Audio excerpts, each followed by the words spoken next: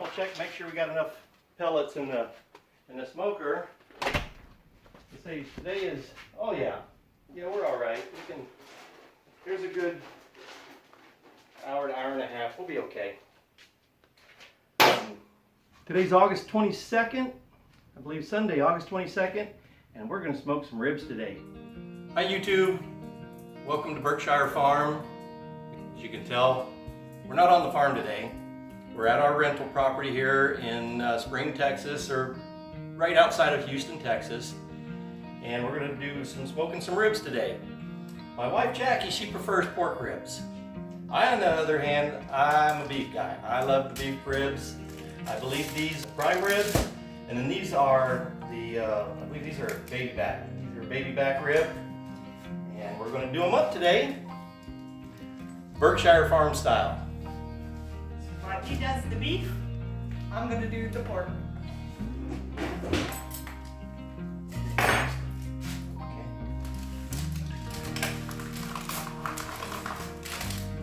So what we are doing right now is we are going to take the back membrane off the bone. Because what that does is it toughens up the meat. So when you're chewing the meat after it's cooked, it can be tough because of this membrane. So you take that membrane off to make it more tender.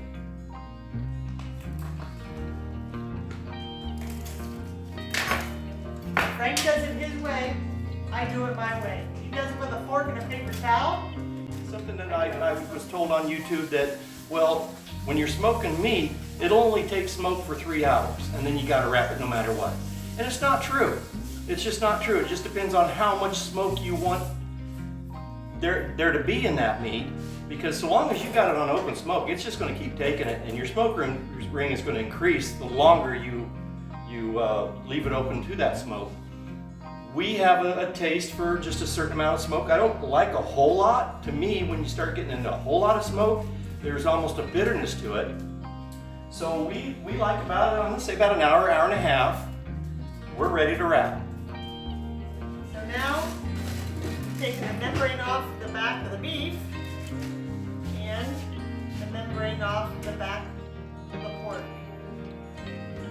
As you can see, when Frank was pulling that off, that tough membrane, if you don't take that off, you're chewing on that. Now, there is one thing I do help Jackie with on hers, and it's the messy part. And that's, I'm going to put some mustard on it. This just acts as a binder. Believe it or not, that it will have no taste. It just acts as a binder to get your seasonings and whatnot to really cling onto the ribs. The mustard also has vinegar in it, and then the vinegar will also help keep the moisture of the pork rib. Yep. Make sure you get it all on the sides. Not real thick, just a nice layer. And, all on the sides. And you would think putting all that mustard on the ribs would cause it to taste like mustard, but you don't taste it at all. So Frank's just smearing it all around. And make sure you get it on the ends, both ends, down the sides. If there's any little crevices or whatnot, just kind of work it all in there, between those rib bones, and good to go. You want the top, the bottom up first? Yes, please. Okay, good to go. All right, my turn, because I'm kind of picky about my spices. If it has too much on it, then I don't like it, but if it don't have enough on it, I don't like it. So I get the job of the spices. And all I do is I just gently sprinkle it all around. Then we just turn it over and sprinkle on the other side. This one's not spicy, it's actually very sweet, so I'll sometimes put a little bit more on it than what it needs. Where I like the spices, I do. I like a good seasoned piece of meat, especially when it comes to beef. Now this other one here, it has a lot of pepper in it. A lot of pepper. Salt, pepper, a little bit of granulated garlic, things like that. some of your main spices for beef. I like to get it all on there pretty liberal.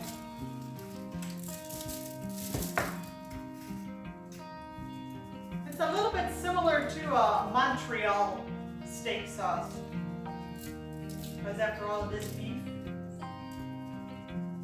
All right, so these are seasoned up. And fire up the smoker and get this started. Okay, we're outside now, outside of the garage, and this here is our smoker, one of our smokers. What I'm going to do is I'm going to run this. I'm going to set it about 235 degrees. But what you got to do first is just turn it to smoke. And what it's going to do is it's going to take about, maybe 3 to 5 minutes. And you're going to start seeing smoke just roll out of this as it heats up those pellets and starts getting that firebox, getting it hot. So we'll give it a minute here and show you what it does. While Frank is doing the smoking on the ribs, I'm going to be inside making my mom's homemade potato salad. There's no real recipe for it. She just always threw it together and it always turned out fantastic. So I learned by watching her, and I'm going to make a potato salad. So the first thing I'm going to do is boil some eggs, because we need hard-boiled eggs. The next thing I'm going to do is I'm going to peel the potatoes. And for Frank and I normally do 4 potatoes, but 2 of these are like itty-bitty, teeny-weeny tiny. So, 5. That way, if I do 5 potatoes, or normally 4 potatoes, we have leftovers, and I love leftovers. I love the leftover potato salad. That way I can nibble on it, eat it for lunch. It's one of my favorites. This was always one of my favorites growing up also.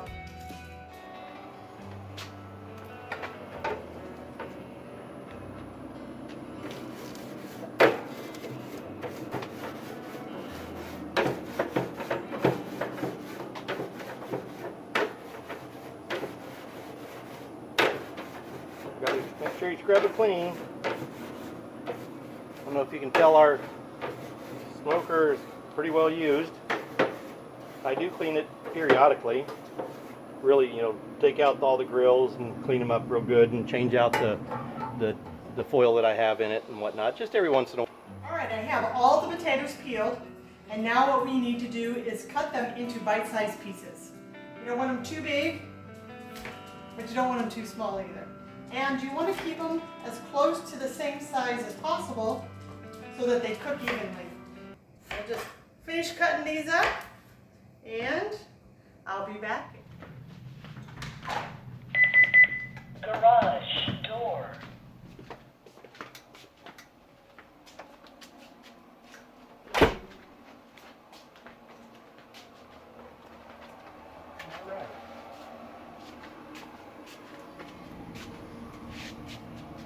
Okay, I set it at about 235. It's going to run probably anywhere between about 215 and 230, maybe even 235. It'll fluctuate a little bit, but that's all right. And here to go ahead, we're going to get started and get these pork ribs on here first.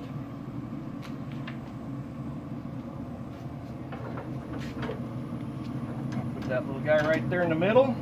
And we're just going to let that pork go for at least an hour. Maybe even between an hour and a half before we put the beef on. Alright, I got the potatoes all cut up, and then I went ahead and rinsed them off to get some of that starch off of them. I have the pot here. It's just about ready to start boiling. Before I put the potatoes in, I'm going to put some salt in. You want to salt the water. There's the timer for the eggs. So I turn that off, turn the flame off, and just covered it. It's done. I'm going to add some salt.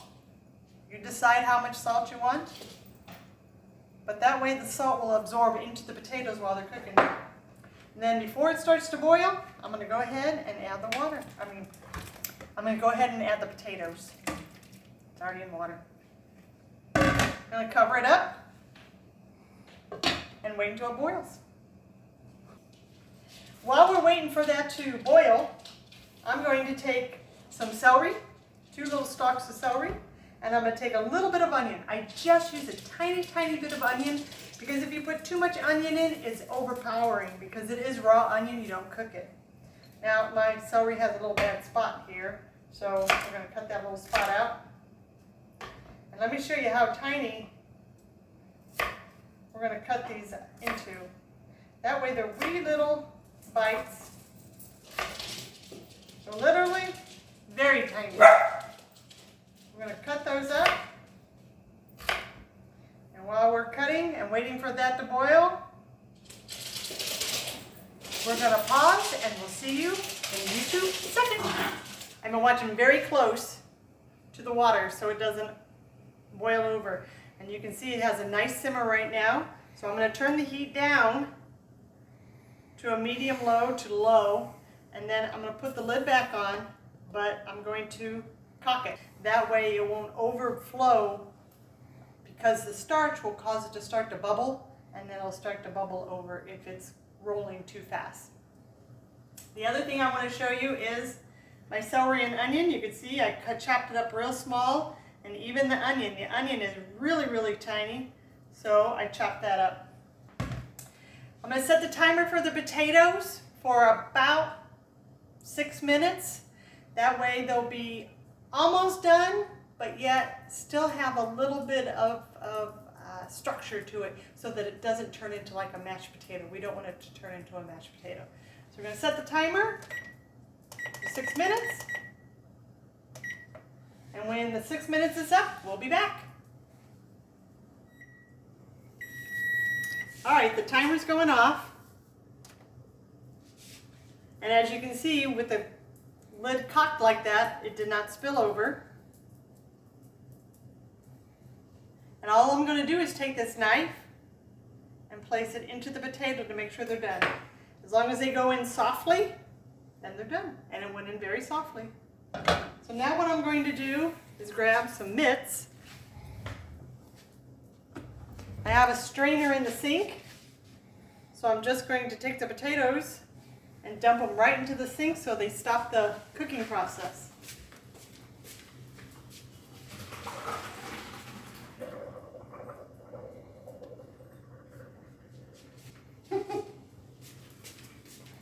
Because everything is fogged up.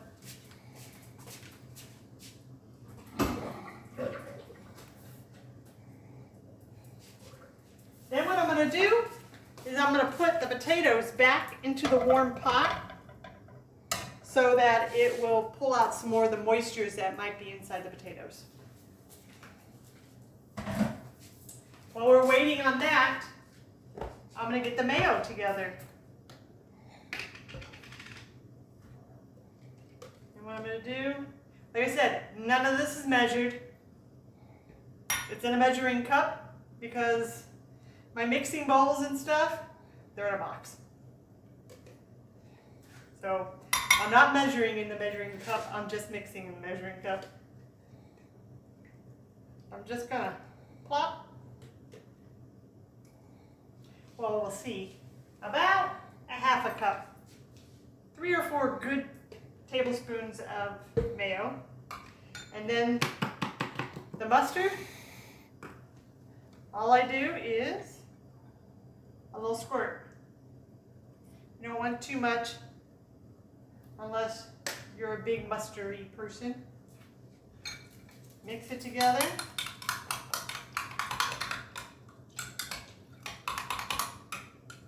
And then what I will end up doing is adding more mayo after we start mixing it inside the bowl. I have it all mixed together.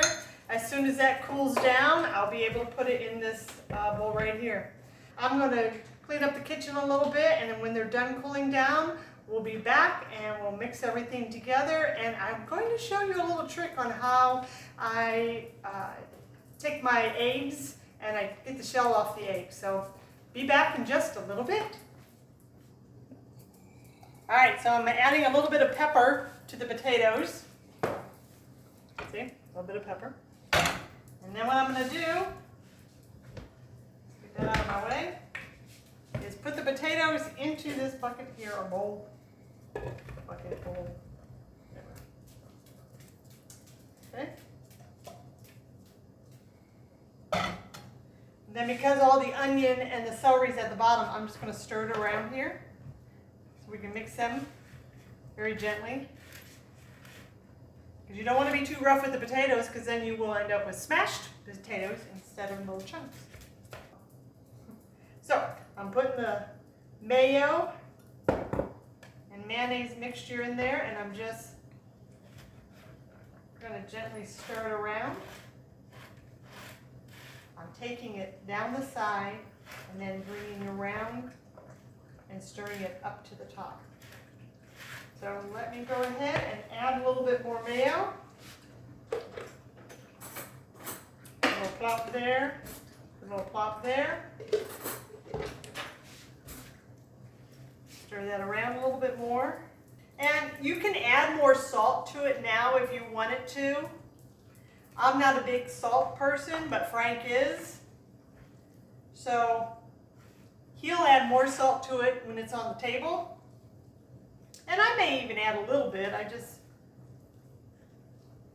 don't want to add it now, because if it doesn't need it, I don't put it on. Okay.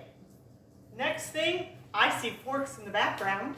So we're gonna, this is when I love it the best. It's still a little bit warm. Everything is nice and warm, but because it is mayo, once we get it all done, it is going to have to go in the refrigerator. But let's go ahead and try. Bye-bye. Oh. It definitely reminds me of childhood, of being back with Mom and her potato salad. It does need a little bit of salt. Yep, just a little bit. But like I said, we'll wait until it's at the table, and then we can put on however much we want. All right, so it's been an hour. Looking good, looking good. Look at the red. It's looking good. I'm gonna just take this one right here, turn them around. Something that I've learned about this smoker is this is definitely the hotter end, because the metal's much higher. It gets a little bit hotter on this end. Get that one turned around here, looking good. Put this beef on there. I usually start out with the thicker end of it towards the front. Like I said, it tends to get a little bit hotter on this side. It's been an hour. Now I'm going to let it go for another hour, and then we'll check them, and we'll see about if we're going to wrap them or not. Potato salad is not done yet. We still have to add the eggs to it. And I have a little secret on how to peel eggs, and it works 99% of the time. So what we're going to do is go over to the sink, and we're going to peel the eggs. So we've got all our dishes still. Frank just brought in that because he put the beef on, and I haven't washed the strainer. Just going to slide it over. Turn on the cold water, because they are still very hot. And you want to crack them.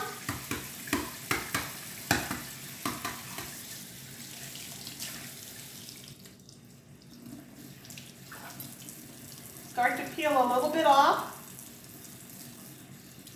Then you're going to take your spoon and you're going to slide it right up underneath the eggshell. And it's going to come right off. You can still see a little bit of that membrane, which is one of the reasons that eggs stick to the eggshell, is that membrane. And it peels right off. Look at that. Ta-da! Now let me show you what I'm going to do with the eggs. So I have my little egg slicer here. I'm going to slice it down, and then all I'm going to do is put the slices of egg on top. And some people will mix their eggs into the potato salad, but not that we have kids here today, but we do have some of our kids who do not like to have hard-boiled egg in their potato salad. So I just learn to just put it on the top, and that way those who want egg can have egg, and those who don't want egg don't have to have eggs. All right, well, I don't need that last egg. That will be a great egg to have for breakfast tomorrow. The last thing I'm going to do is put some paprika on top of the eggs. Now, this is just regular, old, ground, mild and sweet paprika. I always thought it was, growing up, it was just for decoration. I didn't realize it was actually a flavoring that went with it. But, as you can see, there's the potato salad. It's all ready to go. I'm going to put it in the refrigerator, and when the ribs are done, we will have this for dinner tonight. So we'll see you in a little while. Okay, it's been about an hour and 15 to about an hour and 20 minutes since the last time we came out. And I'm just gonna, oh my, look at that. Come out here, I'm just gonna real quick take a temperature. Fahrenheit. 148, 149. Got about close to 150 on the pork. There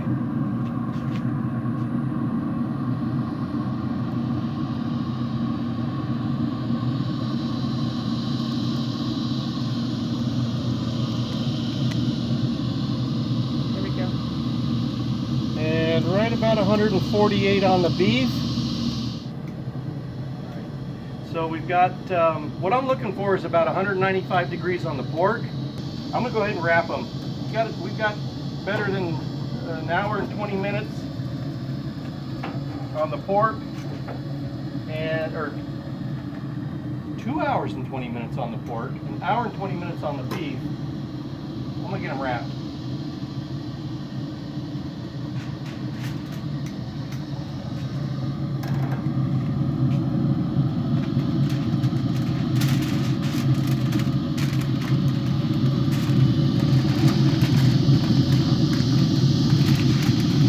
Wrap the tinfoil on them. You want to just kind of encase them where you can be able to turn them. And even if you turn it, the juices are not going to come flying or come flowing out of there. Tuck it around there like that. One. I'm going to put this back down with the meat side down.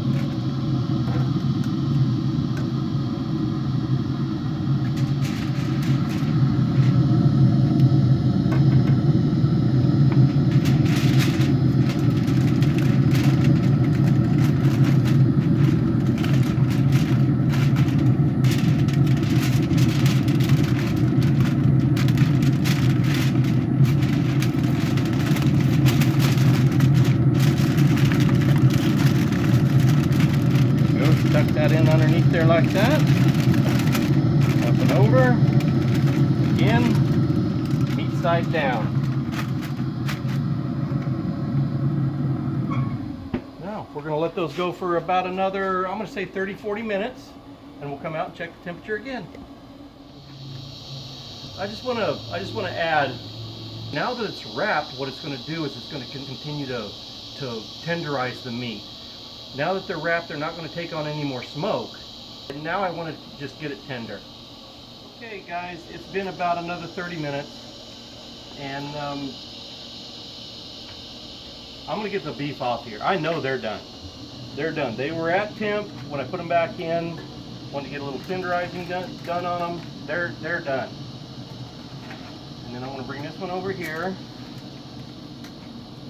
See where we're at. Say 163. 163. So I think we're gonna let these pork ribs go for just about another, probably 30 minutes. 30 minutes, we'll check in on them again. In the meantime, these beef ribs can do just exactly what they're doing, and that's just sit there and rest. They'll just sit there and rest, and it's all good. Yes.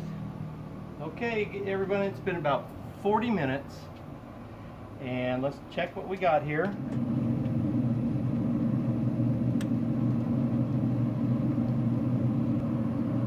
That's what we want right there. All right, moment of truth.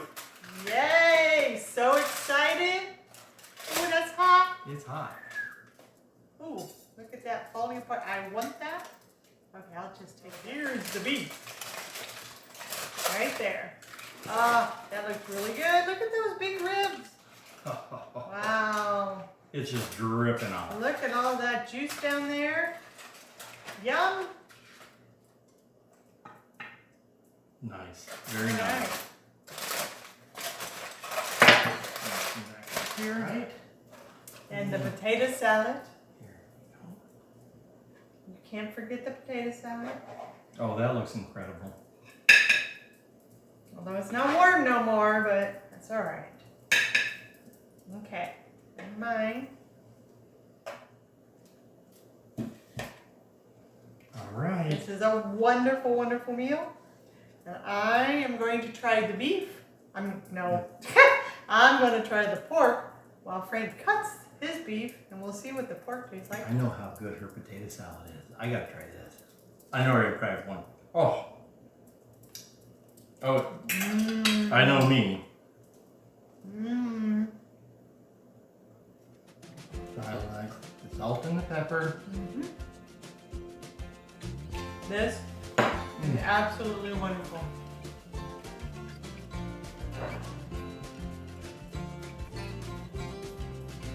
Right now, that potato is the star of this dish, but we'll see. I don't think so. Oh man. I can already tell. I'll tell you right. I'm just so shocked at how much meat there is on that bone. The juices are flowing out of it.